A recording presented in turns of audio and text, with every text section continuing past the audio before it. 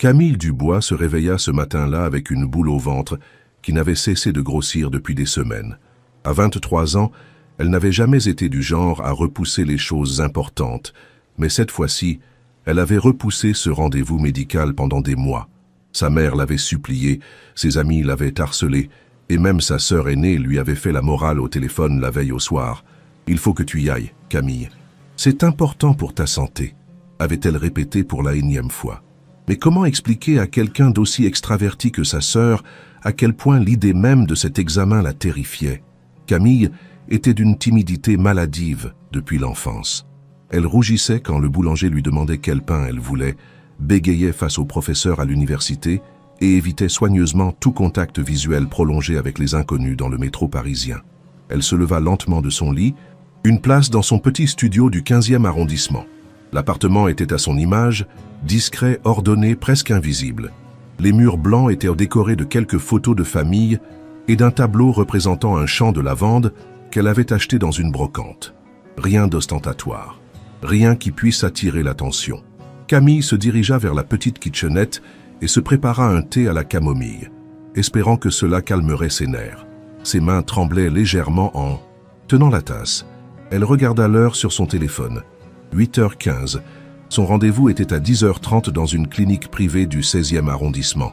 Sa mutuelle étudiante ne couvrait pas entièrement les frais, mais sa mère avait insisté pour payer la différence. « Au moins là-bas, tu auras plus d'intimité qu'à l'hôpital public », avait-elle dit.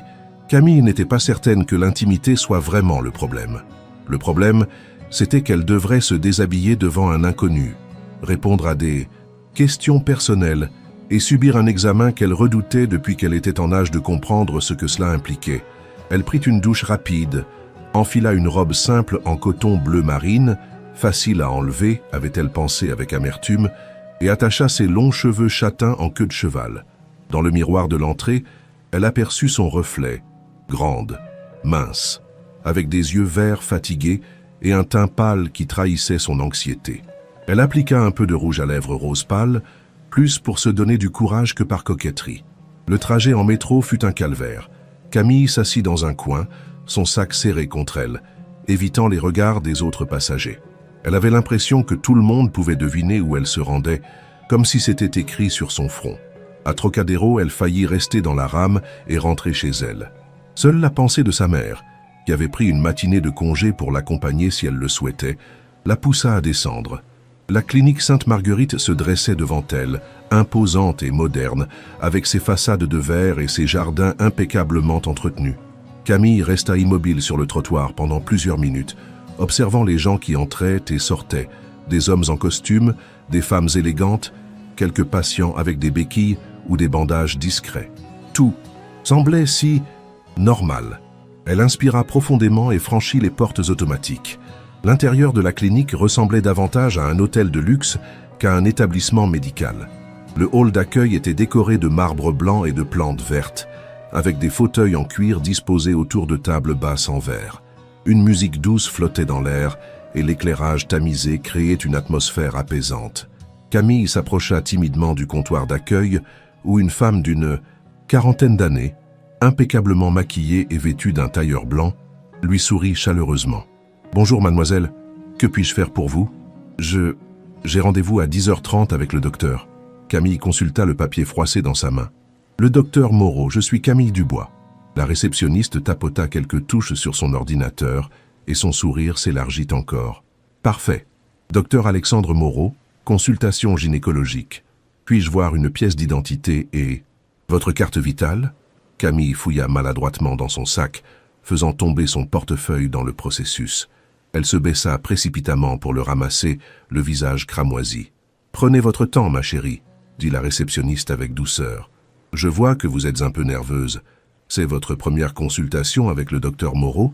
Camille hocha la tête en tendant ses documents. « C'est normal d'être inquiète, mais vous êtes entre de très bonnes mains. Le docteur Moreau est l'un de nos meilleurs gynécologues. Il est très attentionné avec ses patientes. » Ces mots auraient dû rassurer Camille, mais ils ne firent qu'amplifier sa nervosité. Elle imaginait déjà un homme âgé, austère, aux mains froides et au regard clinique. « Voici vos documents », dit la réceptionniste en lui rendant ses papiers. « L'ascenseur est là-bas, 3e étage. » Couloir de droite. Vous pouvez vous installer en salle d'attente, quelqu'un viendra vous chercher. Camille la remercia d'un murmure et se dirigea vers l'ascenseur. Dans la cabine, elle croisa son reflet dans le miroir et constata avec horreur qu'elle était encore plus pâle qu'avant. Elle pinça ses joues pour leur donner un peu de couleur, mais cela ne fit qu'empirer les choses. Le 3e étage était tout aussi luxueux que le rez-de-chaussée. Les couloirs étaient larges, décorés de tableaux abstraits et de sculptures modernes. Des plaques dorées indiquaient les noms des médecins: Dr Catherine Lefort, chirurgie; esthétique, Dr Jean-Baptiste Rousseau, cardiologie; Dr Alexandre Moreau, gynécologie obstétrique.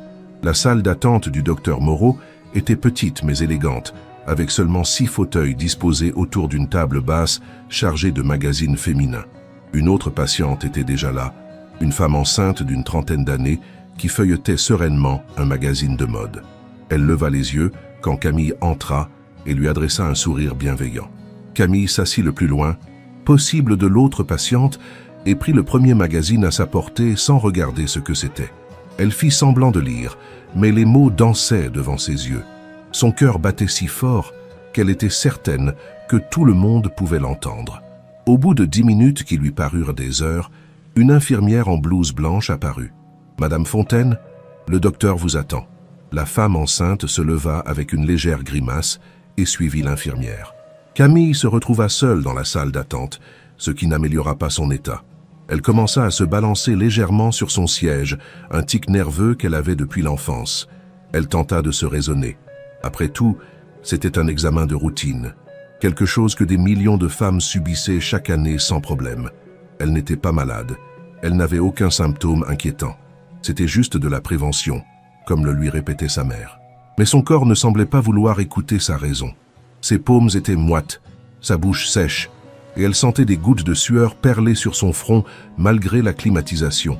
15 minutes passèrent, puis 20. Camille avait parcouru 3 magazines sans rien retenir de ce qu'elle avait lu. Elle commençait à se demander si elle n'avait pas mal compris l'heure de son rendez-vous quand l'infirmière réapparut. « Mademoiselle Dubois, excusez-nous pour l'attente, nous avons pris un petit retard. Le docteur va vous recevoir dans quelques minutes. » Camille hocha la tête, incapable de prononcer un mot. L'infirmière, une femme d'une 50aine d'années au visage doux, sembla remarquer son état. « Tout va bien se passer, ma petite. Le docteur Moreau est très gentil, vous verrez. » Elle repartit, laissant Camille seule avec ses pensées de plus en plus catastrophiques. Et si elle s'évanouissait? Et si elle se mettait à pleurer? Et si elle n'arrivait pas à répondre aux questions? Pire encore, et si elle avait une crise de panique en plein examen? Elle sortit son téléphone et fut tentée d'appeler sa mère, ou même sa sœur, juste pour entendre une voix rassurante. Mais elle savait qu'elle lui dirait la même chose. « Respire, Camille, tout va bien se passer. » Elle essaya de suivre les exercices de respiration qu'elle avait appris dans un livre sur la gestion du stress. Inspirer par le nez, compter jusqu'à 4, expirer par la bouche, compter jusqu'à 4. Au bout de quelques minutes, elle se sentit légèrement mieux. C'est à ce moment-là que l'infirmière revint. « Mademoiselle Dubois, le docteur Moreau peut vous recevoir maintenant. » Camille se leva sur des jambes flageolantes. Elle suivit l'infirmière dans le couloir, passant devant plusieurs portes fermées d'où s'échappaient parfois des murmures de conversation. L'infirmière s'arrêta devant une porte marquée « Dr A. Moreau, cabinet de consultation » et frappa doucement. « Entrez !» La voix qui répondit était masculine, grave, mais douce. L'infirmière ouvrit la porte et fit signe à Camille d'entrer. « Docteur, voici mademoiselle Dubois. » Camille franchit le seuil et découvrit un bureau spacieux baigné de lumière naturelle. Des diplômes encadrés ornèrent les murs, ainsi que quelques photos de paysages marins. Un grand bureau en acajou trônait au centre de la pièce et derrière, Camille s'arrêta net, surprise. L'homme qui se levait pour l'accueillir n'avait rien à voir avec l'image qu'elle s'était faite d'un gynécologue. Il était jeune, peut-être la trentaine, grand et élancé avec des cheveux bruns légèrement ondulés et des yeux d'un bleu profond. Il portait une blouse blanche ouverte sur une chemise bleue qui mettait en valeur son regard. « Bonjour, mademoiselle Dubois », dit-il en contournant son bureau pour venir vers elle. « Je suis le docteur Alexandre Moreau. Asseyez-vous, je vous prie. » Il lui indiqua un fauteuil confortable face à son bureau et attendit qu'elle soit installée avant de s'asseoir lui-même. Camille était si troublée par son apparence qu'elle en oublia momentanément sa nervosité. « Alors, dit-il en consultant un dossier. « C'est votre première consultation avec moi. Que puis-je faire pour vous aujourd'hui ?» Sa voix était douce, rassurante, sans aucune trace d'impatience ou de condescendance. Camille ouvrit la bouche pour répondre, mais aucun son ne sortit. Elle sentit ses joues s'empourprer. « Prenez votre temps, » dit-il avec un sourire bienveillant. « Je vois sur votre fiche que vous avez 23 ans et que c'est votre première consultation gynécologique. C'est normal d'être intimidée. » Ces mots simples eurent un effet immédiat sur Camille. Elle se détendit légèrement et parvint enfin à parler. « Oui, ma mère m'a dit qu'il fallait que je vienne pour un contrôle. Votre mère a tout à fait raison. À votre âge, il est important de faire un bilan de santé régulier. Avez-vous des problèmes particuliers? Des douleurs? Des irrégularités ?» Camille secoua la tête. « Non, rien de spécial. C'est juste que j'ai toujours repoussé ce moment. » Le docteur Moreau posa son stylo et croisa ses mains sur le bureau. Son regard était attentif mais non intrusif. « Je comprends parfaitement. Beaucoup de jeunes femmes ressentent la même appréhension. Mon rôle est de faire en sorte que vous vous sentiez à l'aise et en sécurité. Nous n'irons pas plus vite que votre rythme, d'accord ?» Camille hocha la tête, touchée par sa délicatesse. Elle ne s'était pas attendue à tant de compréhension. Le docteur Moreau ouvrit le dossier de Camille et commença par lui poser une série de questions médicales de routine. Antécédents familiaux, allergies éventuelles, traitements en cours. Camille répondit avec de plus en plus d'aisance, rassurée par le ton professionnel mais bienveillant du médecin. « Très bien, » dit-il en prenant des notes. « Maintenant, j'aimerais vous poser quelques questions plus personnelles. Elles sont importantes pour établir votre profil de santé reproductive. Êtes-vous sexuellement active ?» La question, pourtant attendue, fit rougir Camille jusqu'aux oreilles. Elle baissa les yeux et murmura « Non. » « D'accord. Avez-vous déjà eu des rapports sexuels ?»« Non, » répéta-t-elle encore plus bas. Le docteur Moreau ne fit aucun commentaire, se contentant de noter l'information. Son attitude naturelle et respectueuse aida Camille à surmonter sa gêne. « Parlons de votre cycle menstruel. À quel âge avez-vous eu vos premières règles ?»« 13 ans. Vos cycles sont-ils réguliers ?»« Oui, tous les 28 jours environ. »« Parfait. Ressentez-vous des douleurs importantes pendant vos règles ?» Camille réfléchit un instant. Quelquefois, les 2 premiers jours, mais rien d'insurmontable. Utilisez-vous une contraception? Non, dit-elle en rougissant de nouveau. Je n'en ai pas besoin. Le docteur Moreau leva les yeux de son dossier et lui sourit avec douceur. Il n'y a aucune honte à cela, mademoiselle Dubois. Chacune évolue à son rythme. L'important est que vous vous sentiez prête et en confiance quand le moment viendra. Ces paroles rassurantes firent du bien à Camille. Elle avait toujours eu l'impression d'être en retard par rapport à ses camarades, qui parlaient de leurs expériences amoureuses avec désinvolture dès le lycée. « Bien, » continua le médecin. « Maintenant, j'aimerais procéder à un examen physique simple. Cela comprend une palpation mammaire et un examen gynécologique de base. Tout sera expliqué étape par étape, et vous pouvez me demander d'arrêter à tout moment si vous ne vous sentez pas à l'aise. Est-ce que cela vous convient ?» Camille sentit son cœur s'accélérer de nouveau. Le moment qu'elle redoutait tant était arrivé. « Oui, » parvint-elle à articuler. « Très bien. Madame Durand va vous accompagner pour vous préparer. » Il appuya sur un bouton de son bureau et l'infirmière apparut quelques secondes plus tard. « Madame Durand, pourriez-vous accompagner mademoiselle Dubois pour la préparation à l'examen ?» L'infirmière sourit à Camille. « Bien sûr, docteur. Venez, ma petite. » Camille se leva, les jambes tremblantes. Le docteur Moreau se leva aussi et lui adressa un regard encourageant. « Je vous rejoins dans quelques minutes. Tout va bien se passer. » Madame Durand guida Camille vers une pièce adjacente au bureau du médecin. C'était une salle d'examen moderne et impeccable, avec une table d'examen recouverte d'un drap blanc, une armoire métallique et divers instruments médicaux disposés sur un chariot. « Voilà, ma chérie, » dit l'infirmière en sortant une blouse en papier d'un tiroir. « Vous allez vous déshabiller entièrement et enfiler cette blouse. L'ouverture va devant. Prenez votre temps.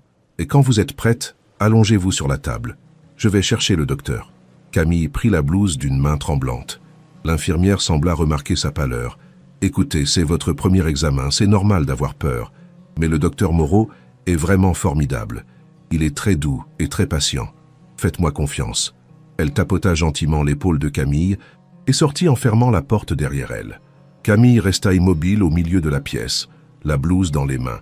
Elle avait l'impression que ses pieds étaient cloués au sol. La réalité de ce qui l'attendait commençait à la frapper de plein fouet. Elle allait devoir se déshabiller, s'allonger sur cette table, écarter les jambes devant un homme qu'elle venait de rencontrer. Elle ferma les yeux et essaya de se remémorer les paroles rassurantes du docteur. « Nous n'irons pas plus vite que votre rythme. » Elle pouvait le faire. Elle devait le faire. Avec des gestes mécaniques, elle retira sa robe et la plia soigneusement sur la chaise. Puis ses sous-vêtements, qu'elle glissa sous la robe pour les cacher. Elle enfila la blouse en papier qui était étonnamment douce et opaque. S'allonger sur la table d'examen fut encore plus difficile. Le drap était froid sous son dos nu, et l'éclairage du plafond lui semblait aveuglant. Elle ferma les yeux et essaya de se concentrer sur sa respiration. Quelques minutes plus tard, elle entendit frapper doucement à la porte. « Mademoiselle Dubois, puis-je entrer ?» La voix du docteur Moreau lui parvint à travers la porte. Camille déglutit péniblement. « Oui », dit-elle d'une voix à peine audible.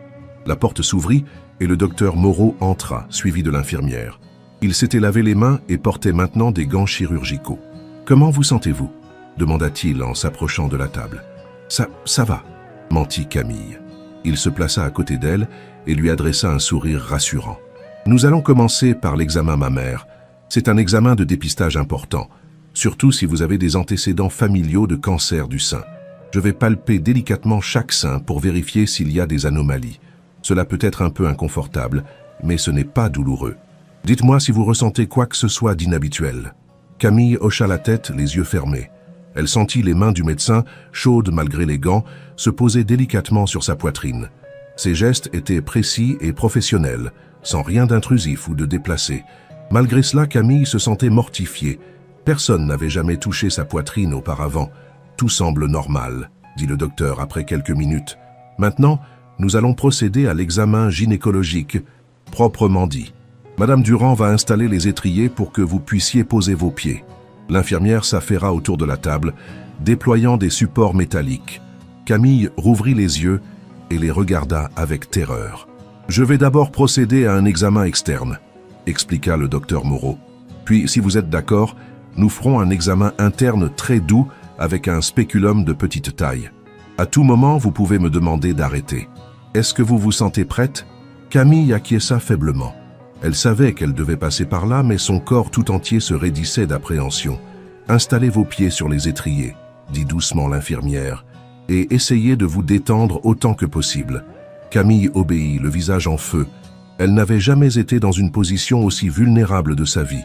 Le docteur Moreau se plaça au bout de la table et ajusta la lumière. « Je vais commencer par l'examen externe, » dit-il de sa voix rassurante. « Tout semble parfaitement normal. » Camille serrait les poings si fort que ses ongles s'enfonçaient dans ses paumes. Elle essayait de penser à autre chose, n'importe quoi, ses cours à l'université, le livre qu'elle lisait, le repas qu'elle avait prévu de cuisiner ce soir, mais son esprit refusait de se concentrer sur autre chose que sur ce qui se passait. « Maintenant, je vais utiliser le spéculum, » continua le médecin. « Vous allez sentir une légère pression. Respirez profondément et essayez de relâcher vos muscles. » Camille sentit quelque chose de froid et métallique contre sa peau. Elle retint son souffle, tous ses muscles tendus. « Détendez-vous, mademoiselle Dubois, » murmura le docteur. « Plus vous êtes contractée, plus ce sera inconfortable. » Mais Camille ne pouvait pas se détendre. C'était plus fort qu'elle. Son corps refusait d'obéir à sa volonté. Elle sentait la pression augmenter et une douleur sourde commençait à irradier dans son ventre. « Arrêtez, chuchota-t-elle. »« Bien sûr, » dit immédiatement le docteur en retirant l'instrument. « Prenez quelques respirations profondes. » Camille était au bord des larmes. Elle se sentait ridicule, infantile. Toutes les femmes passaient par là sans problème. Pourquoi était-elle incapable de supporter un simple examen médical? « Je suis désolée, » murmura-t-elle, la voix brisée. « Il n'y a aucune raison de vous excuser, » dit le docteur Moreau avec fermeté. « Vous faites de votre mieux. Voulez-vous qu'on fasse une pause? » « Non, non, continuez. Il faut que ce soit fini. »« D'accord. Nous allons recommencer très doucement. Madame Durand, pouvez-vous tenir la main de mademoiselle Dubois ?» L'infirmière prit la main de Camille dans la sienne. Ses doigts étaient chauds et réconfortants. « Regardez-moi, dit-elle à Camille. Ne pensez à rien d'autre qu'à votre respiration. Inspirez, expirez, inspirez, expirez. » Le docteur Moreau reprit son examen avec une douceur infinie. Cette fois, Camille parvint à se concentrer sur la voix de l'infirmière et à détendre ses muscles petit à petit. « C'est très bien, » l'encouragea le médecin. « Nous y sommes presque. » Mais au moment où il insérait délicatement le spéculum, Camille sentit soudain sa vision se troubler. Des points noirs dansaient devant ses yeux et une vague de nausée la submergea. « Je ne me sens pas bien », balbutia-t-elle. « Mademoiselle Dubois ?» La voix du docteur lui semblait venir de très loin. « Mademoiselle Dubois, vous m'entendez ?» Le monde autour d'elle devint flou puis noir. Camille perdit connaissance. Quand Camille reprit conscience, elle ne sut pas immédiatement où elle était. Elle était allongée sur quelque chose de moelleux et confortable, très différent de la table d'examen. Une couverture chaude la recouvrait et l'air sentait la lavande. Elle ouvrit lentement les yeux et découvrit qu'elle se trouvait dans un bureau luxueux qu'elle ne reconnaissait pas. Ce n'était pas la salle d'examen ni le bureau de consultation du docteur Moreau. Cette pièce était beaucoup plus grande, avec de hautes fenêtres donnant sur un jardin, des bibliothèques en acajou garnies de livres reliés cuir et un canapé en velours bordeaux sur lequel elle était allongée. « Ah, vous êtes réveillée !» Elle tourna la tête et vit le docteur Moreau assis dans un fauteuil près du canapé. Il avait retiré sa blouse blanche et portait maintenant une chemise bleu clair et un pantalon sombre.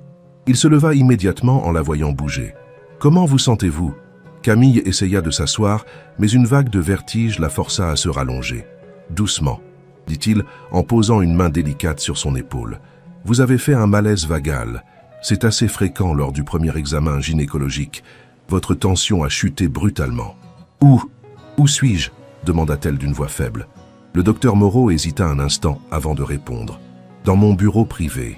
Vous étiez inconsciente depuis plus d'1 heure et j'ai préféré vous installer ici plutôt qu'à l'infirmerie de la clinique. C'est plus calme. » Camille réalisa soudain qu'elle portait toujours la blouse en papier, mais qu'on avait ajouté une robe de chambre en soie par-dessus. Elle se sentit mourir de honte. « Mon examen, on n'a pas pu le terminer. »« Non, mais ce n'est pas grave. L'essentiel était de s'assurer que vous alliez bien. Vous m'avez fait une belle peur. » Il y avait dans sa voix une note de préoccupation qui surprit Camille. Elle s'attendait à ce qu'il soit agacé par cette patiente compliquée qui s'évanouissait en plein examen. « Vos vêtements sont là, » dit-il en désignant une chaise où sa robe était soigneusement pliée. « Mais ne vous pressez pas, buvez d'abord cela. » Il lui tendit un verre d'eau fraîche avec quelques gouttes de citron. Camille le but lentement, savourant la sensation de fraîcheur dans sa gorge sèche. « Merci, » murmura-t-elle. « Je suis désolée de vous avoir fait perdre votre temps. Vos autres patients... » « Mes autres patients peuvent attendre, » dit-il fermement. « J'ai annulé mes rendez-vous de l'après-midi. » Camille le regarda avec surprise. « Vous avez annulé vos rendez-vous ? Pour moi ? Vous étiez inconsciente, mademoiselle Dubois. Je ne pouvais pas vous laisser partir dans cet état. Et puis... » Il marqua une pause, semblant chercher ses mots. « Disons que vous m'avez inquiété plus que de raison. » Il y avait quelque chose dans le ton du docteur Moreau qui intrigua Camille. Elle l'observa plus attentivement. Dans ce cadre moins formel, loin de la blouse blanche et des instruments médicaux, il semblait plus jeune, plus accessible. Ses cheveux étaient légèrement ébouriffés comme s'il avait passé la main dedans, et ses yeux bleus exprimaient une préoccupation qui allait au-delà du simple professionnalisme. « Docteur, » commença-t-elle timidement, « puis-je vous demander où nous sommes exactement ?» Alexandre, car tel était son prénom, se rappela-t-elle, hésita de nouveau avant de répondre. « Nous sommes dans mes appartements privés. Ils sont situés au dernier étage de la clinique. Vous habitez ici ? » « Oui, c'est pratique quand on a des horaires aussi irréguliers que les miens. » Camille regarda autour d'elle avec plus d'attention. Maintenant qu'elle y pensait, cette pièce avait effectivement quelque chose de personnel que n'avait pas un bureau médical classique. Les livres sur les étagères n'étaient-ce pas tous des ouvrages de médecine? Elle aperçut des romans, des recueils de poésie, des livres d'art. Sur la cheminée trônaient quelques photos dans des cadres d'argent, trop loin pour qu'elle puisse distinguer les détails. « C'est très beau, » dit-elle sincèrement. « Merci, j'ai toujours eu du mal avec les espaces impersonnels. » Il s'assit de nouveau dans le fauteuil, mais cette fois plus près du canapé. « Puis-je vous poser une question personnelle ?» demanda-t-il. Camille hocha la tête, intriguée. « Qu'est-ce qui vous fait si peur dans les examens médicaux? Ce n'est pas seulement de la timidité, n'est-ce pas ?» La question était posée avec tant de douceur que Camille ne se sentit pas agressée. Au contraire, elle eut soudain envie de se confier à cet homme qui avait pris soin d'elle avec tant d'attention. « C'est difficile à expliquer, » commença-t-elle. « J'ai toujours été très timide depuis petite. Mes parents m'ont fait consulter plusieurs psychologues quand j'étais adolescente. Ils disaient que c'était de l'anxiété sociale. Et cela vous a aidé ? Un peu. J'arrive à fonctionner au quotidien, à aller en cours, à avoir quelques amis, mais dès qu'il s'agit de situations intimes comme un examen médical, je perds tous mes moyens. » Alexandre l'écoutait avec une attention qui la touchait. Il ne prenait pas de notes, ne regardait pas sa montre, ne semblait pas pressé. Il était simplement là, présent, à l'écouter. « Avez-vous déjà eu une mauvaise expérience avec un médecin ?» demanda-t-il. « Non, pas vraiment. C'est plutôt la peur de l'inconnu, je suppose. Et puis, il y a cette impression d'être jugé, examiné, évalué. Jugé sur quoi ?» Camille rougit. « Sur mon corps, sur mon inexpérience, sur ma réaction. J'ai l'impression que tous les médecins doivent se dire que je suis ridicule.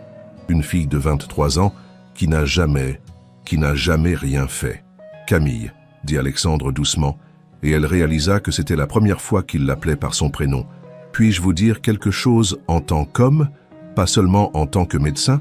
Elle hocha la tête, surprise par ce changement de ton. « Votre pudeur, votre sensibilité, votre authenticité, ce ne sont pas des défauts. Dans un monde où tout semble aller trop vite, où les gens brûlent les étapes, il y a quelque chose de touchant dans votre façon d'être. » Camille le regarda, interdite. Elle ne s'attendait pas à de telles paroles de la part d'un médecin qu'elle venait de rencontrer. « Je ne dis pas cela pour vous faire plaisir, » continua-t-il. « Je le pense vraiment. Et si cela peut vous rassurer, je peux vous dire que dans ma pratique, j'ai vu beaucoup de femmes, et aucune n'est jugée. Chacune est unique. Chacune a son histoire, ses peurs, ses complexes. Mon rôle est de prendre soin de leur santé, pas de porter un jugement sur leur vie privée. » Ces paroles touchèrent Camille plus qu'elle ne voulait l'admettre. Il y avait dans la voix d'Alexandre une sincérité qui la bouleversait. Elle se sentait comprise pour la première fois de sa vie. « Merci », dit-elle simplement. « Cela me fait du bien de l'entendre. »« Vous sentez-vous mieux physiquement ?» demanda-t-il en changeant de sujet. « Oui, beaucoup mieux. »« Parfait. Dans ce cas, nous pourrions peut-être reprendre votre examen dans quelques jours, quand vous vous sentirez prête. Mais cette fois, nous prendrons toutes les précautions nécessaires. » Camille acquiesça, mais une question la taraudait. « Docteur, Alexandre, puis-je vous demander pourquoi vous avez annulé tous vos rendez-vous pour moi? Ce n'est pas habituel, n'est-ce pas ?» Alexandre se leva et marcha vers la fenêtre. Il resta silencieux un long moment, les mains dans les poches, regardant le jardin en contrebas. « Non, » dit-il finalement, « ce n'est pas habituel. Alors pourquoi ?» Il se retourna vers elle, et Camille fut frappée par l'intensité de son regard. « Parce que quand vous vous êtes évanouie dans mes bras, j'ai eu peur, vraiment peur. Pas en tant que médecin. Je savais que ce n'était qu'un malaise vagal sans gravité, mais en tant qu'homme, et cela m'a surpris. » Camille sentit son cœur s'accélérer. Qu'est-ce qu'il était en train de lui dire? « Je ne comprends pas, » murmura-t-elle. Alexandre revint s'asseoir, mais cette fois sur le bord du canapé, tout près d'elle. « Camille, je vais être honnête avec vous, même si c'est complètement déontologique de ma part. Depuis que vous êtes entrée dans mon bureau ce matin, vous ne m'avez pas laissé indifférent. » Camille ouvrit de grands yeux, certaine d'avoir mal compris. « Votre vulnérabilité, votre authenticité, votre beauté naturelle. Tout en vous m'a touché, et quand vous avez perdu connaissance, j'ai réalisé que mes sentiments dépassaient largement le cadre professionnel.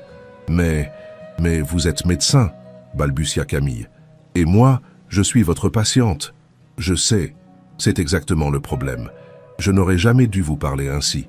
Si vous souhaitez porter plainte contre moi ou changer de médecin, je le comprendrai parfaitement. » Camille le regarda, complètement abasourdi.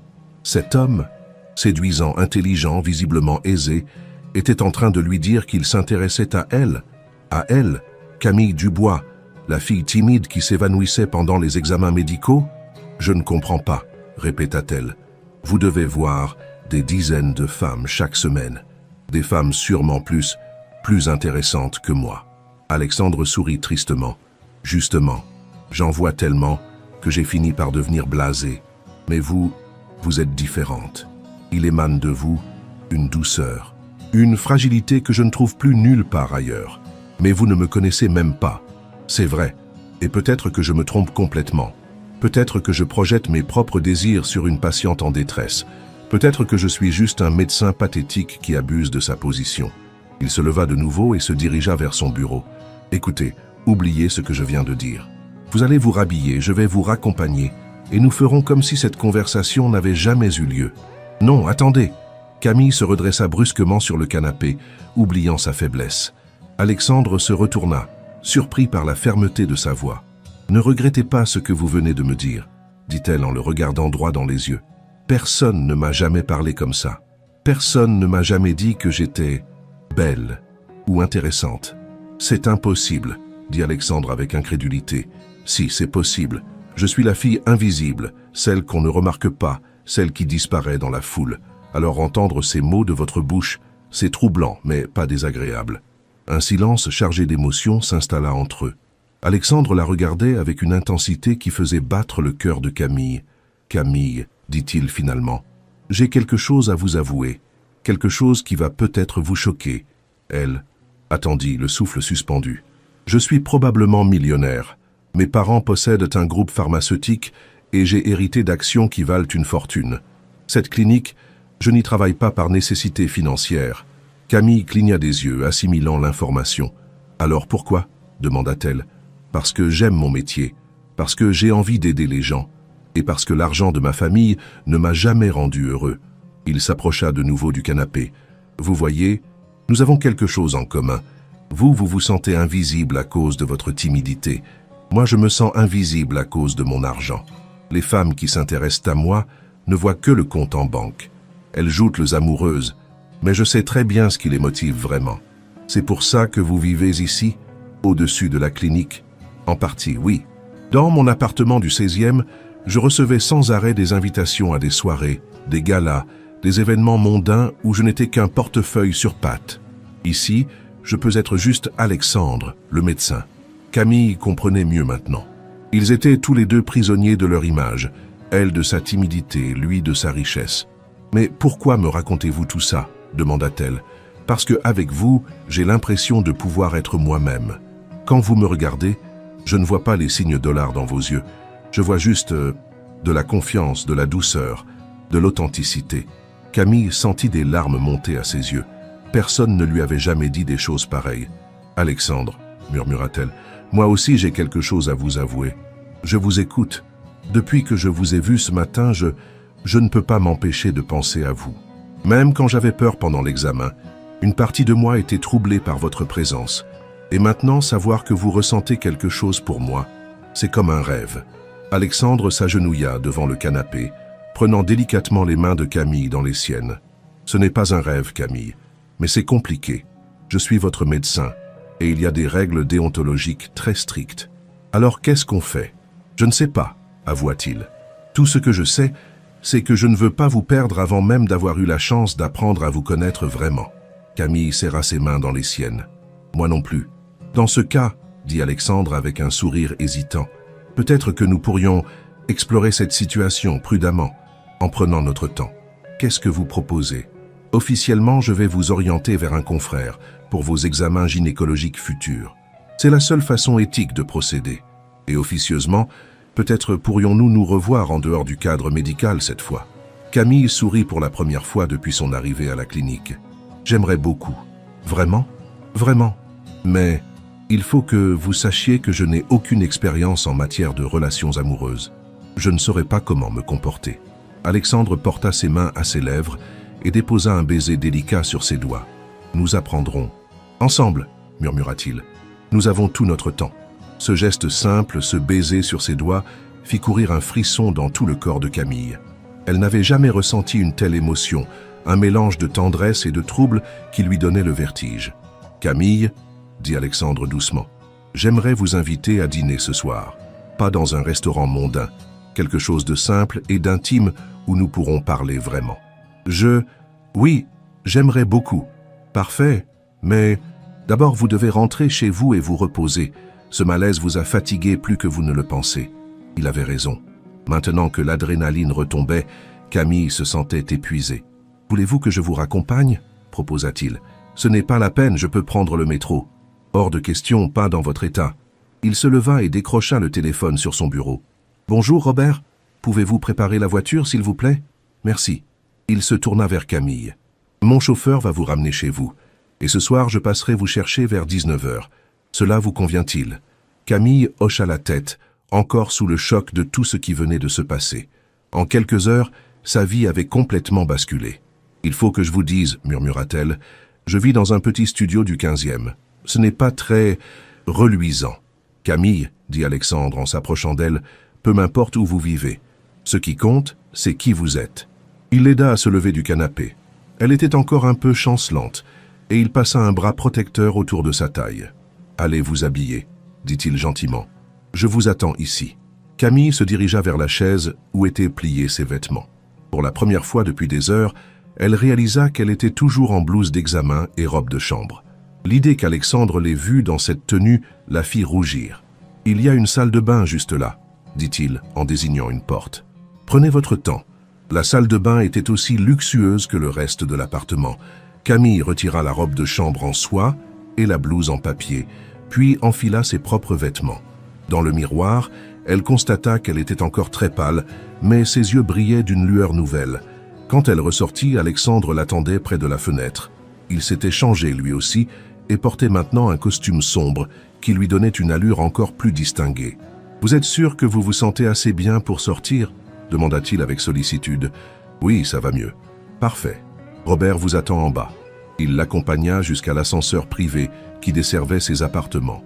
Dans la cabine, un silence confortable s'installa entre eux. « Alexandre, dit Camille quand les portes s'ouvrirent sur le parking souterrain, merci pour tout ce que vous avez fait aujourd'hui. »« C'est moi qui vous remercie, » répondit-il en la regardant intensément. « Vous avez donné un sens à ma journée, et peut-être à ma vie. » Une Bentley noire les attendait, conduite par un homme d'une cinquantaine d'années en costume et casquette. « Robert, je vous présente mademoiselle Dubois.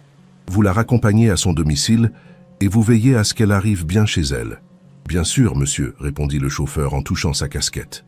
Alexandre ouvrit la portière pour Camille et l'aida à s'installer sur les sièges en cuir crème. « À ce soir, dit-il en se penchant vers la vitre. « À ce soir, murmura-t-elle. Le trajet jusqu'au 15e arrondissement se déroula dans un silence feutré.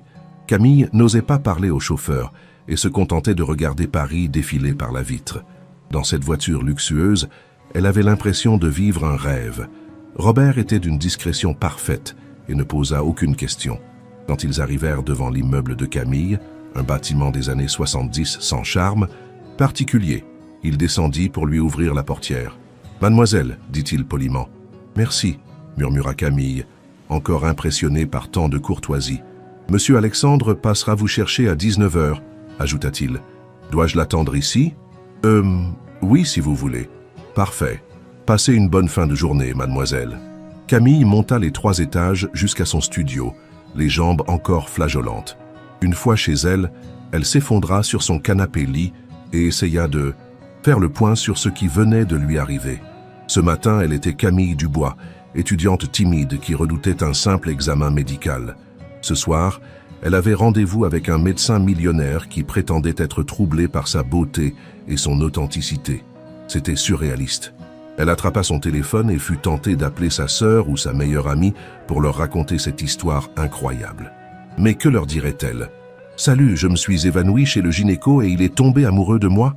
Elle penserait qu'elle avait perdu la tête. D'ailleurs, n'avait-elle pas perdu la tête? Comment pouvait-elle faire confiance à un homme qu'elle venait de rencontrer? Et s'il était en train de profiter d'elle? Et si c'était sa méthode habituelle pour séduire ses patientes? Mais non, quelque chose lui disait qu'Alexandre était sincère. Il y avait eu dans ses yeux, dans sa voix, une émotion qu'on ne pouvait pas feindre. Et puis il n'avait rien tenté d'inapproprié. Au contraire, il s'était montré d'une délicatesse parfaite. Camille se leva et se dirigea vers sa petite armoire.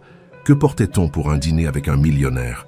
Sa garde-robe était composée essentiellement de jeans, de pulls simples et de quelques robes sans prétention.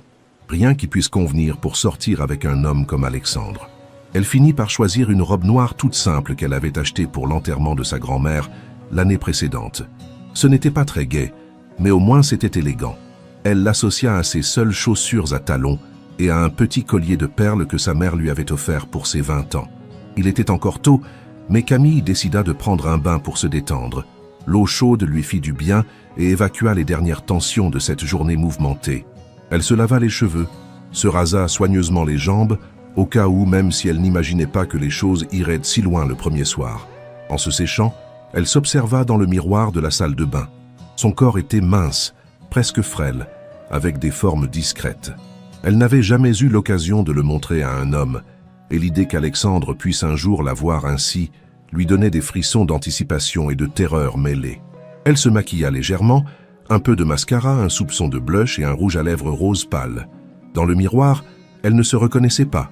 Ses yeux brillaient d'une lueur nouvelle et ses joues avaient repris des couleurs. À 18h45, elle était prête. Elle prit un petit sac à main noir et vérifia une dernière fois son reflet. Son cœur battait de plus en plus fort à mesure que l'heure du rendez-vous approchait. Exactement à 19h, on frappa à sa porte. Camille inspira profondément et alla ouvrir. Alexandre se tenait sur le palier, vêtu d'un costume gris anthracite et d'une chemise blanche. Il tenait un bouquet de pivoine rose dans une main. « Bonsoir, Camille », dit-il avec un sourire qui lui coupa le souffle. « Bonsoir », murmura-t-elle en rougissant. Il lui tendit le bouquet. « Pour vous, j'espère que vous aimez les pivoines ? Elles sont magnifiques, dit-elle en les prenant délicatement. « Merci. Vous êtes éblouissante, dit-il en la regardant de la tête aux pieds. Camille sentit ses joues s'empourprer davantage. « Ce n'est qu'une vieille robe, protesta-t-elle. Ce n'est pas la robe qui vous rend belle, Camille, c'est vous. » Alexandre l'emmena dans un petit restaurant du 7e arrondissement, loin de l'agitation des boulevards touristiques. L'endroit était intime et chaleureux, avec une dizaine de tables seulement et une décoration simple mais raffinée. « Bonsoir, monsieur Moreau », les accueillit un maître d'hôtel qui semblait le connaître. « Votre table habituelle ? S'il vous plaît, Michel. » Ils furent installés à une table d'angle, un peu à l'écart des autres clients. Alexandre tira la chaise de Camille avant de s'asseoir en face d'elle. « Vous venez souvent ici ?» demanda-t-elle en regardant autour d'elle. « De temps en temps. J'aime l'atmosphère et la cuisine est excellente, mais c'est la première fois que j'y viens accompagner. »« Vraiment ? Vraiment. En général, quand je sors, c'est pour des dîners, d'affaires ou des événements mondains où je suis obligé d'être présent. Je ne me souviens pas de la dernière fois où j'ai dîné par plaisir. » Le serveur leur apporta la carte et prit leur commande de boissons. Alexandre choisit une bouteille de champagne, malgré les protestations de Camille. « Nous fêtons quelque chose ?» demanda-t-elle. « Notre rencontre », dit-il simplement. Quand le champagne arriva, Alexandre leva son verre vers elle. « À cette journée extraordinaire qui nous a réunis. » Camille trinqua avec lui, toujours un peu incrédule de se trouver là. « Parlez-moi de vous, » dit Alexandre. « Que faites-vous dans la vie ? » « J'étudie la littérature française à la Sorbonne. Je suis en master première année. Vous voulez devenir professeur ? Peut-être. Ou bibliothécaire. J'aime les livres, le calme, les endroits où on peut réfléchir. Cela vous correspond bien. Et votre famille ? Mes parents vivent en Normandie. Mon père est comptable, ma mère institutrice. J'ai une sœur aînée qui travaille dans la communication à Londres. Elle, c'est l'opposé de moi, extravertie, sûre d'elle, toujours en mouvement. Et vous ? Vous vous sentez différente ? Depuis toujours. À l'école, j'étais la petite fille silencieuse qui se cachait derrière ses livres. Au lycée, celle qui ne sortait jamais. À l'université, celle qui évite les soirées étudiantes. Cela vous pèse ? Camille réfléchit un instant. Parfois, j'aimerais être plus spontanée, plus audacieuse. Mais je ne sais pas comment. Faire ? Et ce soir ? N'est-ce pas audacieux d'accepter de dîner avec un homme que vous venez de rencontrer ? Camille sourit timidement. Si, vous avez raison. Mais avec vous, j'ai l'impression que c'est naturel. C'est exactement ce que je ressens aussi. Le serveur vint prendre leur commande. Alexandre choisit pour eux deux après avoir demandé à Camille ses préférences.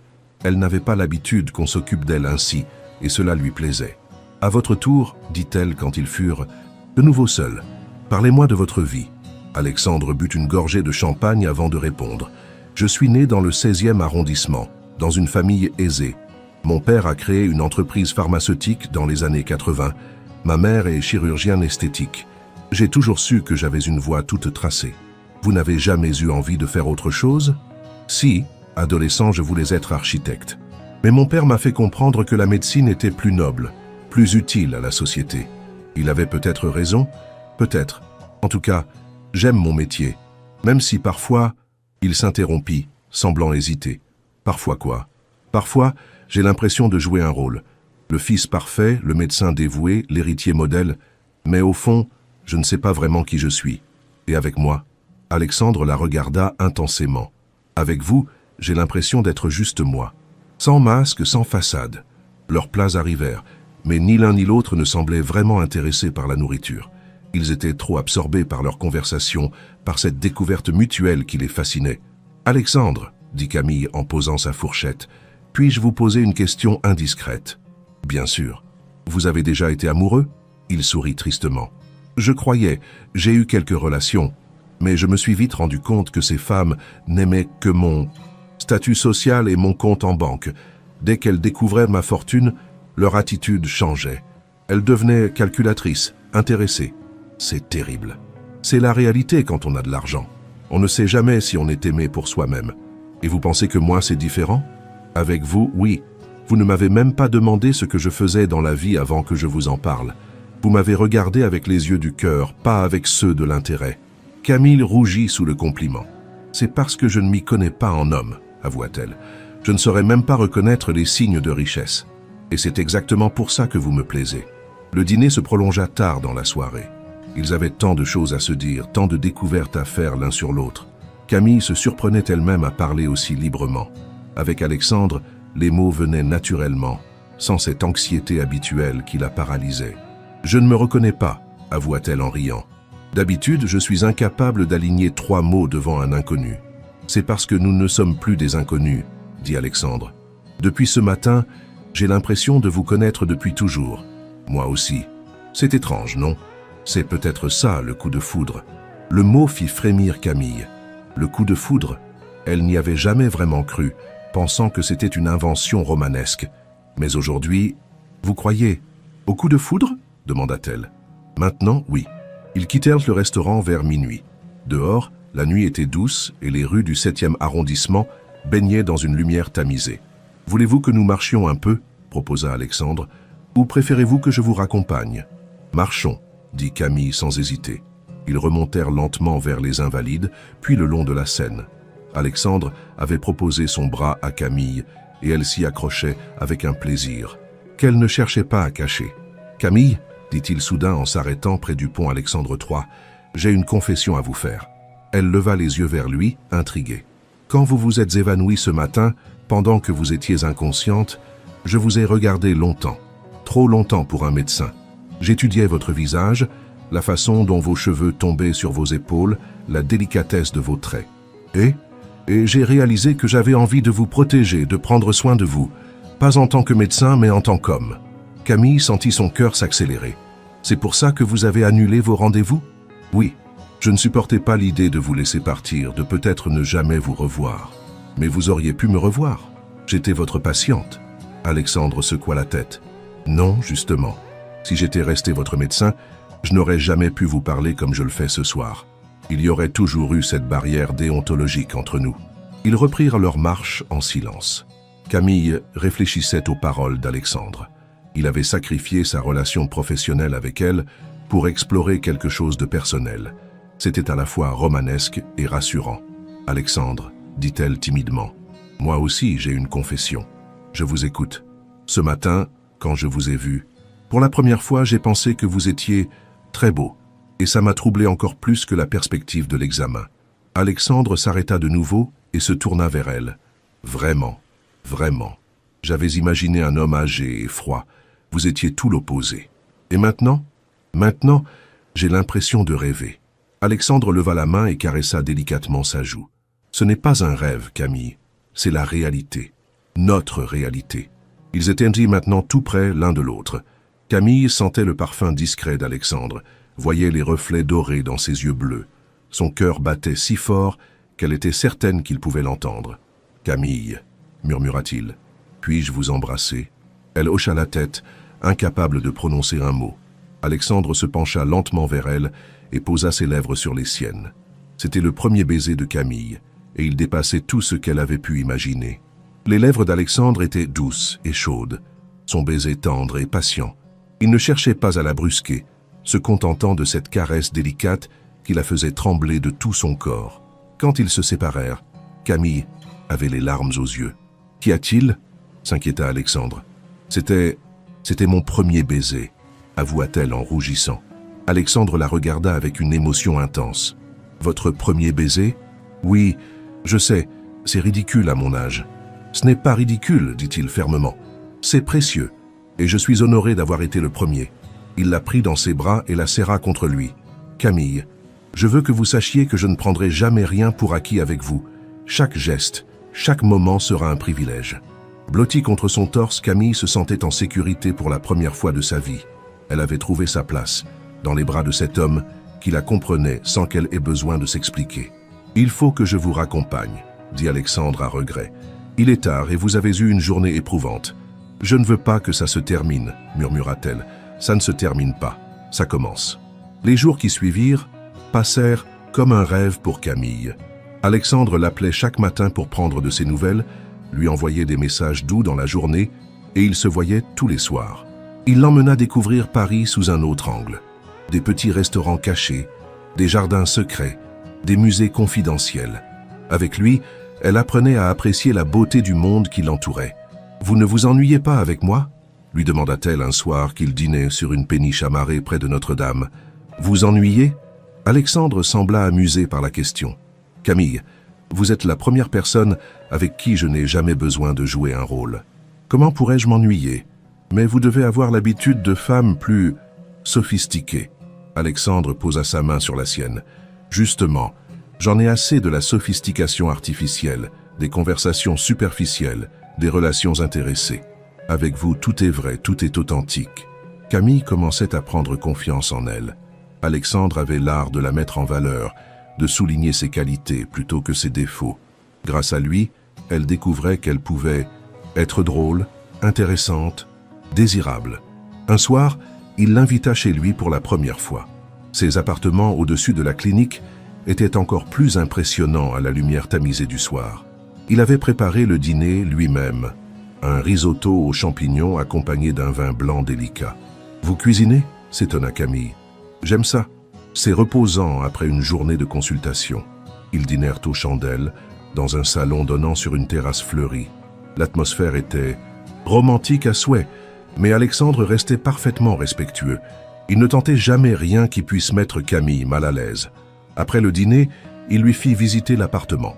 Outre le salon et la cuisine, il y avait une bibliothèque immense, un bureau, une salle de sport, et au bout d'un couloir, une chambre dont Camille n'aperçut que l'entrée.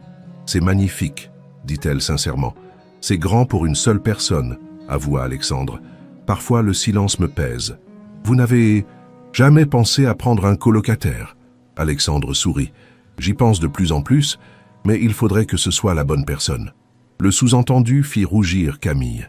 L'idée de vivre avec Alexandre lui traversa l'esprit, mais elle la chassa aussitôt. Il était trop tôt pour de telles pensées. Ils s'installèrent sur la terrasse pour prendre le café.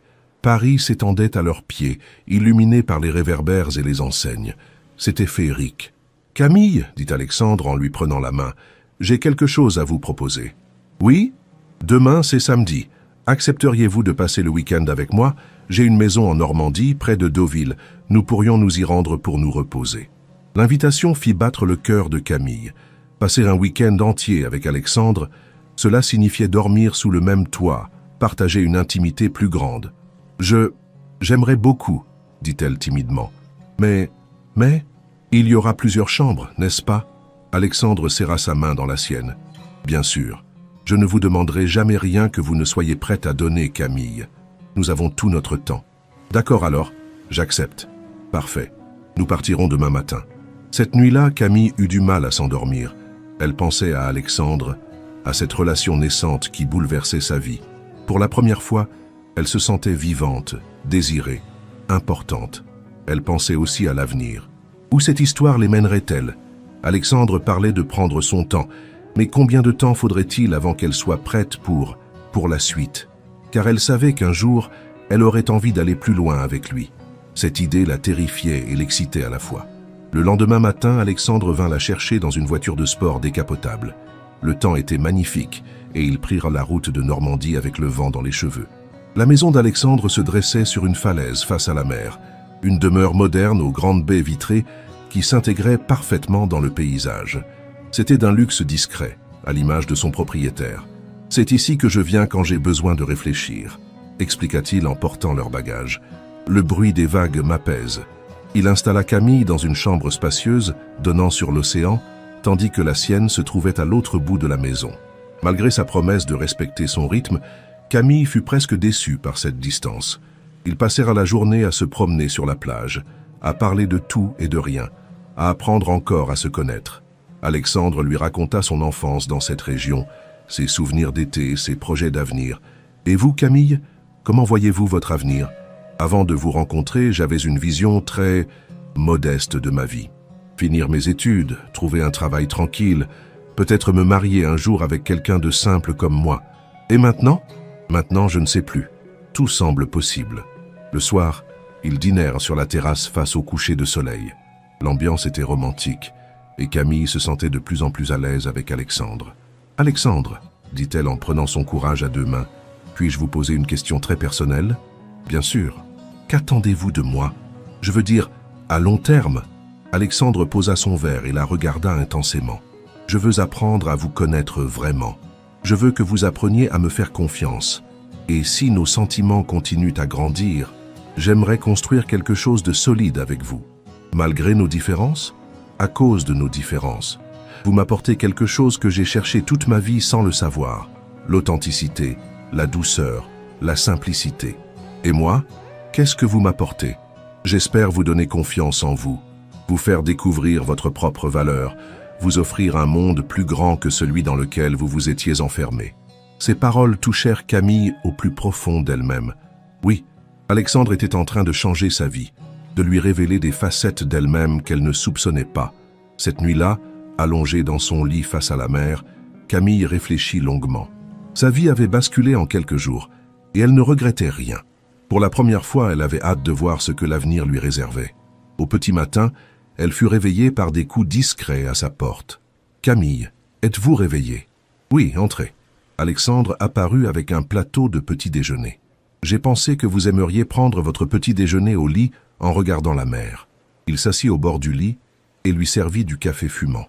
Ce geste simple, cette attention délicate, cette complicité naissante, Camille comprit qu'elle était en train de tomber amoureuse. « Alexandre, » dit-elle doucement. « Oui, merci pour tout ce que vous m'apportez. C'est moi qui vous remercie, Camille. Vous avez donné un sens à ma vie. » Il se pencha vers elle et l'embrassa tendrement. Ce baiser avait un goût de promesse, d'avenir partagé. Leur histoire ne faisait que commencer, mais Camille savait déjà qu'elle ne serait plus jamais la même. Alexandre l'avait révélée à elle-même, et elle était prête à découvrir jusqu'où cette aventure les mènerait. Fin.